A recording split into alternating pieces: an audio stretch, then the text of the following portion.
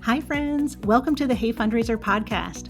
I'm your host, Mary Hackett, and whether you are a frontline fundraiser, the operations professional, a board member, or just someone wanting to make an impact in your community, this podcast is for you. We cover all facets of fundraising, and our main objective is to give you ideas and inspiration to help you raise more money. Join us as we grow, learn, and make an impact together. Hey Fundraiser, I'm really excited about today's episode because we are going to talk about how to create your fundraising board. Now, we all have boards. Every organization has a board, but are they effective in helping you fundraise? Now, my gut is that right now you're shaking your head and saying, no, they're probably not as effective as they could be, which I totally understand. Been there, done that. What I realize, though, is that when you start to think of your board members based on where they are, not really where you want them to be, you're going to be much more successful in engaging them. And they're going to have a better experience with your organization. So in today's episode, we are going to dig deep into the 4 board profiles and how to really engage your board members based on where they are and how they can actually help you. If we're lucky, if we are so lucky, we get our board members undivided attention for maybe 4 to 5 hours a month. Now, your board chair and your executive committee, you might get a little bit more than that, but I'm including the board meetings, the committee meetings, phone calls, all the things here. So let's just say you get your board members' attention 4 to 5 hours a month. Well, if that is the case, we need to strategically deploy those board members in the best way possible. So here are 5 to 7 things that I see organizations do wrong every single day. First is let's stop assuming that our board members know how to raise money. Most of them do not come from the nonprofit sector. They're coming to, they're probably, have high up corporate positions. They might work at a foundation. They might be a philanthropist, which is amazing, but they've gotten that seat on the board because of something that they've done out in the community. And that one thing that they've gone and done out in your community isn't always raising money. So we need to stop assuming that our board members just know how to do this. I mean, you and I, we have full careers raising money. They are doing it maybe a couple hours a month. So that's the first way where a lot of organizations go wrong. So let's stop assuming really that our board members understand how to actually go raise money, like how to identify prospects, how to cultivate them, how to actually ask for money in a very elegant, meaningful way, and how to properly steward. I mean, I've been in fundraising for 25 years. They've, probably have a full-time job and do a little bit of this stuff on the side. The next thing is we really need to stop thinking of our board members as full-time major gift officers for our organization. If that's what you think, and there's a lot of executive directors that I've worked out there or worked with out there who are like, well, my board should be my major gift officers. Oh, no, hard stop. They are not full-time major gift officers for your organization. Most board members are on multiple boards. So there's that, like they have kind of competing priorities, and your organization deserves an actual employee that's a major gift officer.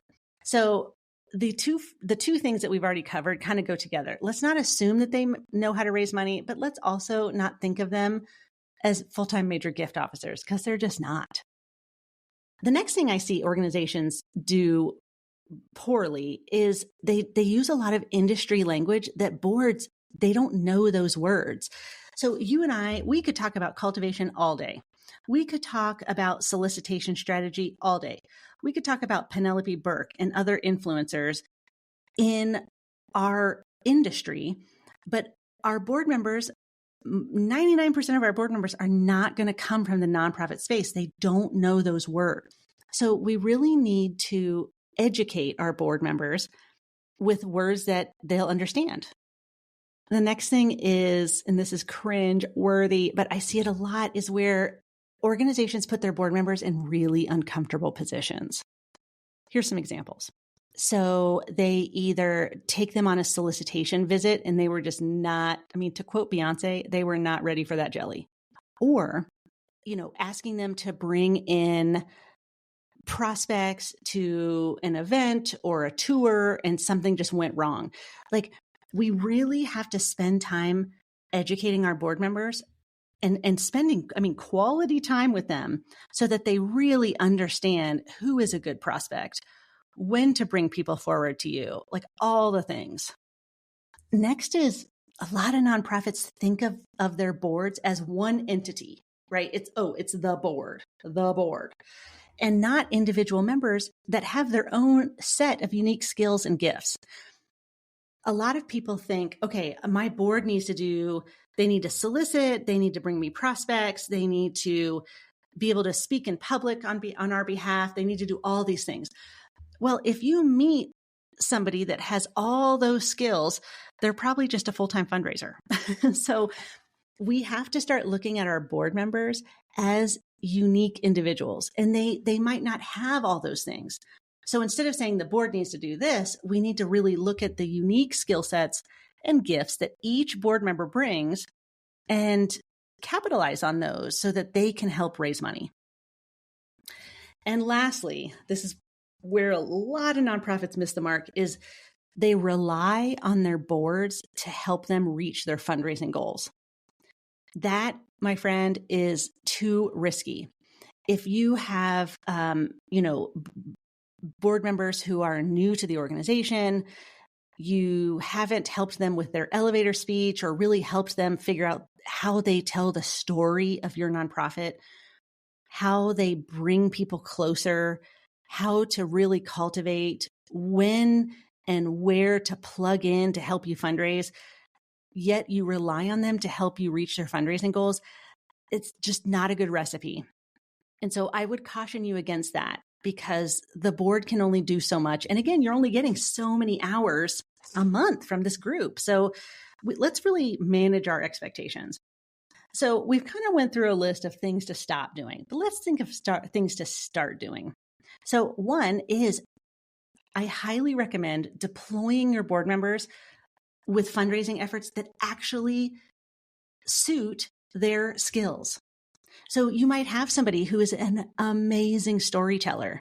Well, that storyteller can have a very specific role in your fundraising program. It might not be a solicitor. It might not be a person that knows a whole bunch of philanthropists in the world, but they might be able to tell a story like nobody else. They have a role.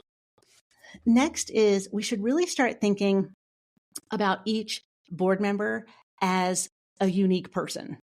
Again, this really goes with the first thing that I mentioned.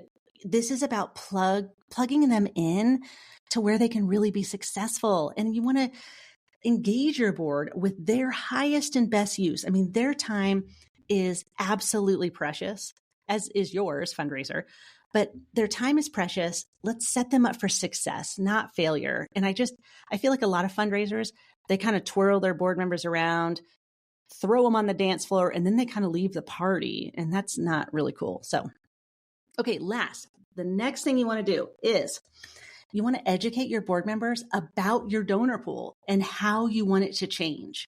So it seems like such a no-brainer, but I don't know many organizations that actually do this, is to really, at a board meeting, and one where you have maybe 100% attendance, which would be lovely, is to really sit down with the board and say, this is what our donor pool looks like. I'm just going to riff here for a second. 50% of our donor pool give under $500. Our top 10 donors bring in 60% of our overall revenue each fiscal year. We get X amount of revenue from corporations, X amount from individuals, X amount from family foundations, X amount from estates.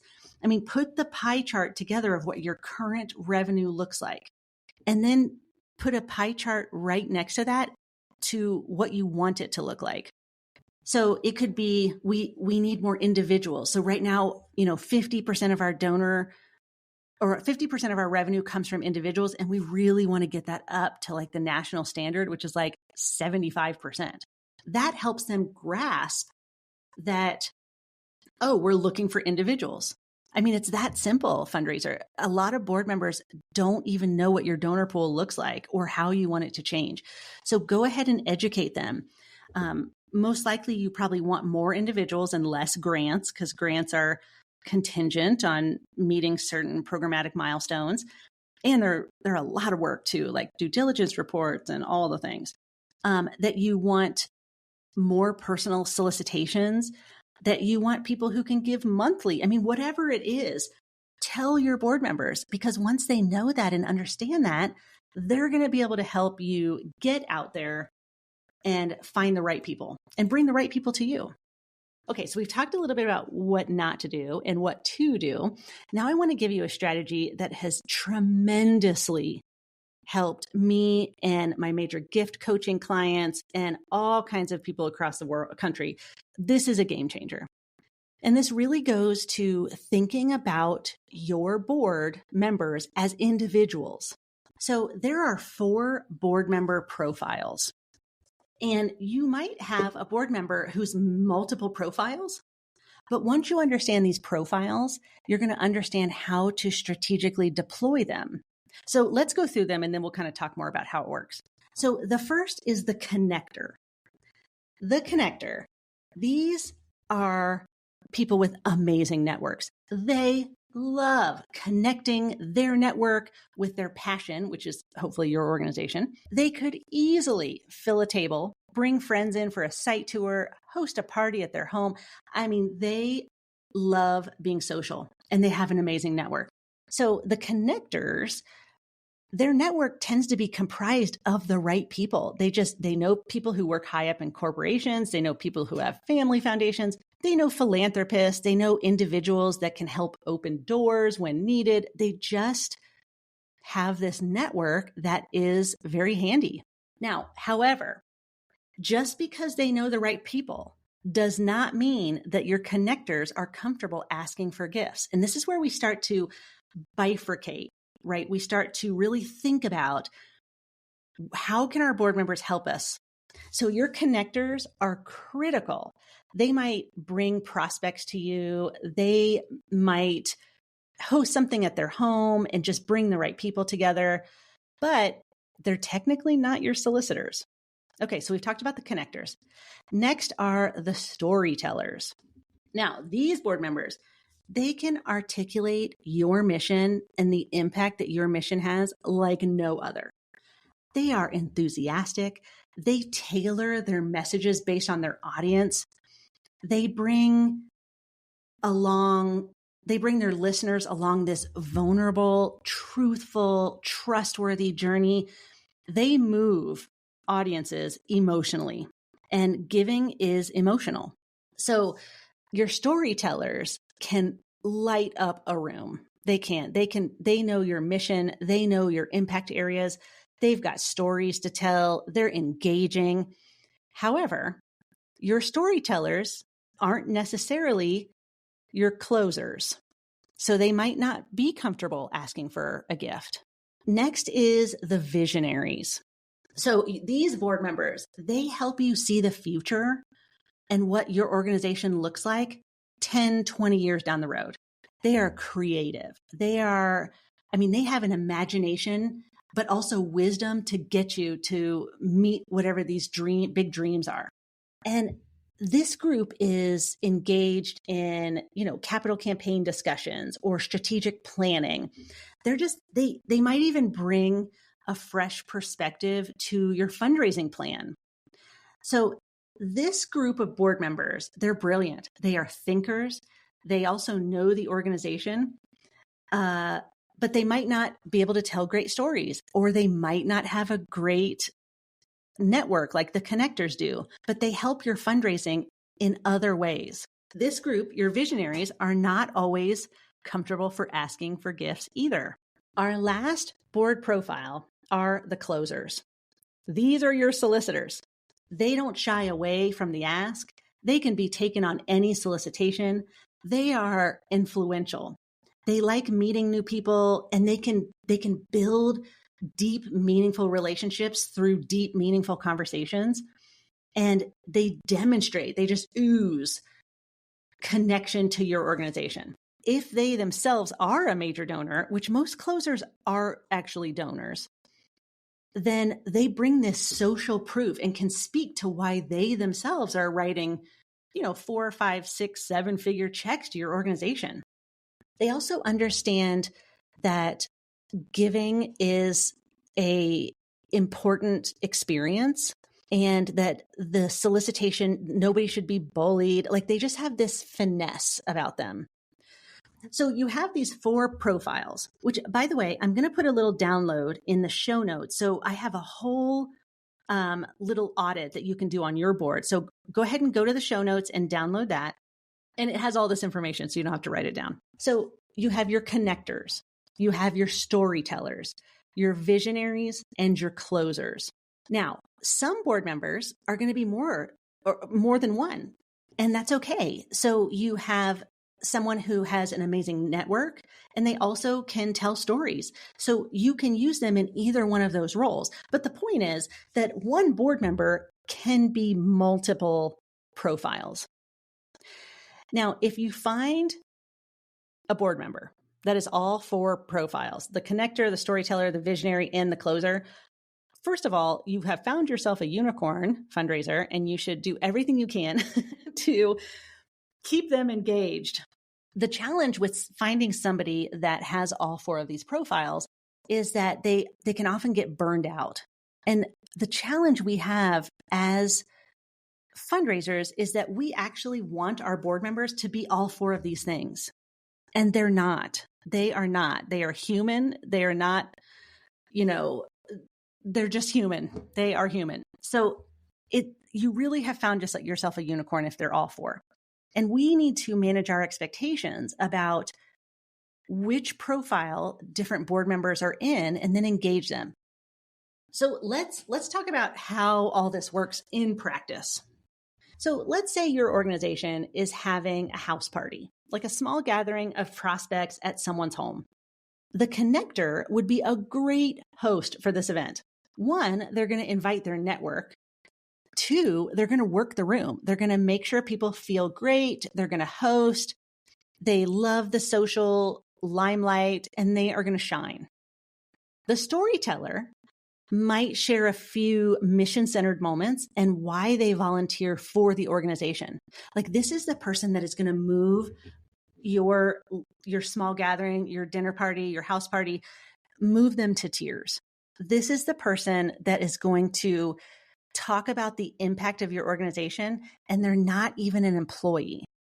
Like that is what really actually moves a lot of philanthropists. Is it's one thing for the executive director to get up there and talk, or the fundraiser to talk. But when you have somebody who is just a volunteer, get up there and have the same passion, wow. Okay, so that could be the storyteller. They're gonna share a few mission-centered moments. Then the closer would ask the room to make meaningful commitments to the mission. So if you had the right people in the room, and by the way, my perfect event is a board member or 2 and my executive director at a dinner table with 5 couples and the right couples. So the closer in that situation, the closer might say, you've heard from this board member about our impact, and now it's time to fund these impacts and take us to the next level, whatever. But that closer is the one that's going to say, we'd like each couple to commit to a $25,000 gift this evening. And with that money, we're going to accomplish A, B, and C, which is going to change the world because of X, Y, and Z. You've engaged 3 potential board members here. You've got the connector, you've got the storyteller, you've got the closers. Now, it could be 3 different committee members. It could be 2. It could be 1. So when you start to really think about your board members as individuals, then you can start to deploy them in the way that makes most sense. So I'm going to give you just a couple examples of how to engage each of the board profiles. But I do want you to know I have a whole masterclass on this, including board presentations where you walk the board through understanding what profile am I and how can I plug in and all that good stuff. in the Nonprofit Collective. So it's a whole masterclass. And if you're interested in that, I'll also put a link to join our Nonprofit Collective. But let's talk about a couple things that you can do for each of the profiles. So the connectors, they should review prospect lists. They need to make introductions. They need to, launch a Facebook fundraiser if your organization is into that. They could host a gathering at their home or at someone else's home. They're social. And this is what the connectors need to be doing to help you fundraise. The storytellers, they can speak at an event. It doesn't have to be a small event. It could be a large event. They also might review your direct mail solicitations. Are these letters really inspiring people to make the biggest gift they can? They might film a video for your website. They could go on a cultivation visit with you where there's no solicitation, just a cultivation visit. They can write a newsletter article, because most people who can speak also can write. So your storytellers, whether it's oral or written, still very impactful. Your visionaries should be reviewing your stewardship pieces. Like, do these stewardship pieces really help the donor understand what the future looks like? They can participate in strategic planning. They can help you with your fundraising plan, and they can actually write some of your direct mail solicitations. Like, that is a great way to engage a board member. And then, of course, you have your closers. So you're taking them on solicitation meetings. You're reviewing prospect lists. You're looking at corporate sponsorships and how to close some of those. They might sign solicitation letters, or they might make an ask at an event, whether it's a small event or a large event. But they want to be out there and they want to be talking about getting people to commit their hard-earned dollars to your organization. So in the download for this podcast, I'm going to include a little audit. And what it's going to do is it's going to help you go through, you're just going to list out your board members, and then you're going to put a tick box. Who are connectors? Who are the storytellers? Who are the visionaries? And who are the closers? And then what I want you to do is I want you to total up the number in each category.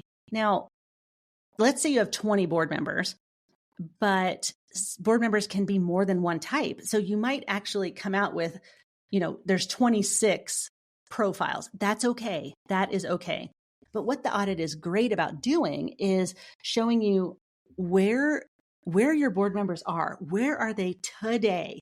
Not where you want them to be, not where you think they should be, but where are they? And what do they see themselves as? And this is where the board training comes in. It's really helpful to do this with your board and help them self-identify. And then that just opens up it's amazing. It's amazing. So the analysis, not only is it going to tell you where you're strong, it's going to tell you where you're not strong. And that's almost more important. Like you might have a bunch of visionaries on your board and you're like, oh my gosh, I don't have any connectors that can help me with prospect lists. I don't have any storytellers that can give me social proof, peer-to-peer social proof. I don't have any closers. Like, this is going to help you recruit the right personas to your board. And that in itself is huge. So I would highly recommend that you go and download the little audit that is in the show notes. Okay, fundraiser, I threw a lot at you today. I'm really excited about you thinking about your board and deploying them on where they are, what their gifts are, what their skill set is, and just thinking about them as unique people that can kind of plug in. And this is really, I promise you, is going to engage your board in the highest, best use of their time. And it's going to create a much better relationship between you and the board member and your organization. So it's huge. I hope you liked this podcast, and I will see you next time, Fundraiser. Hey, Fundraiser. Thanks so much for being here today. Did you know that we create a special page for each episode that has helpful links, episode highlights, standout quotes, and freebies? Check it out in today's episode description. If you loved what you heard today, would you kindly give us a rating and review? It really helps other fundraising professionals find our Hey Fundraiser community. I'm Mary Hackett, and thank you for listening.